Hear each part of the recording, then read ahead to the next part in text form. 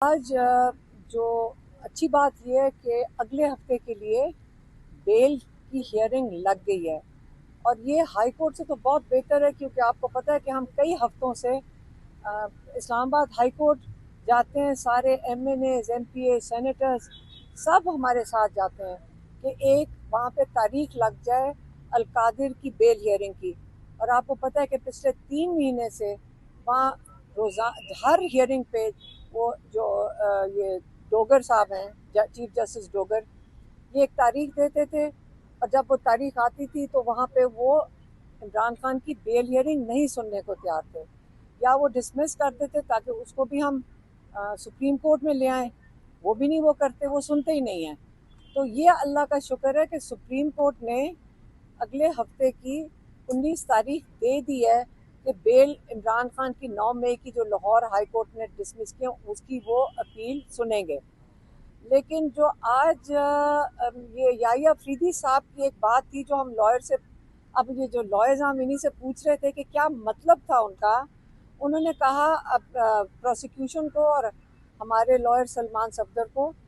कि आप लोग जब प्रेजेंट करेंगे अगले हफ्ते केस, तो आपने लीगैलिटी के ऊपर प्रेजेंट करना है, उसकी आर्ग्यूमेंट करनी है। आपने उसकी आर्ग्यूमेंट उसके केस के मेरिट्स के ऊपर नहीं करनी। आपने ये कहना है कि आया ये हाई कोर्ट ने, लाहौर हाई कोर्ट ने सही डिसीजन दिया या नहीं, लेकिन उसके मेरिट के ऊपर नहीं। तो मैंने उनसे पूछा कि ये क्या मेरिट की बात कर रहे हैं। तो जो मुझे समझ आई है यहाँ फीडबैक से, मेरिट का मतलब यह है कि जो मेज़ के नीचे और जो सोफे के पीछे और जो रेस्टोरेंट में वो पुलिस वाला कहते हैं छुपे हुए थे, जज साहब ने कहा है कि उनकी बात नहीं करनी। मेरा ज़ाती ख्याल है, ये लॉयर्स की तरफ से नहीं है, कि क्या पता सुप्रीम कोर्ट नहीं चाहते कि लाहौर हाई कोर्ट में जिन्होंने ये बेल डिसमिस की है उनकी मज़ीद शर्मिंदगी हो सुप्रीम कोर्ट में आके,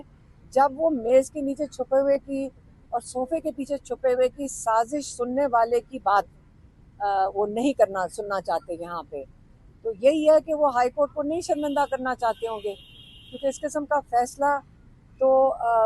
लॉयर्स भी शॉक्ड हैं। सारे लॉयर्स कहते हैं हमने इस किस्म का फैसला ही कभी नहीं सुना। ये तो ऐसा वक्त था कि वो जो जिन्होंने ये एफआईआर तैयार की थी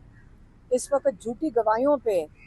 इस वक्त हाई कोर्ट को उल्टा उनको जेलों में डालना चाहिए था, क्योंकि पाकिस्तान में उसकी सज़ा 12 साल की है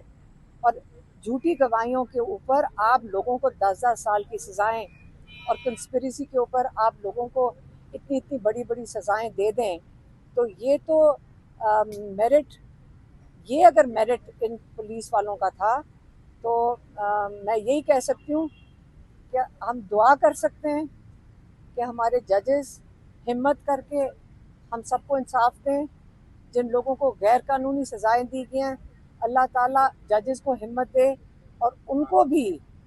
भी इंशाल्लाह जजेस हिम्मत करके अल्लाह का नाम लें और अल्लाह पे सिर्फ यकीन करें और इंशाल्लाह इंसाफ जो हकायक पे मबनी है और जो गवाहियों पे नहीं,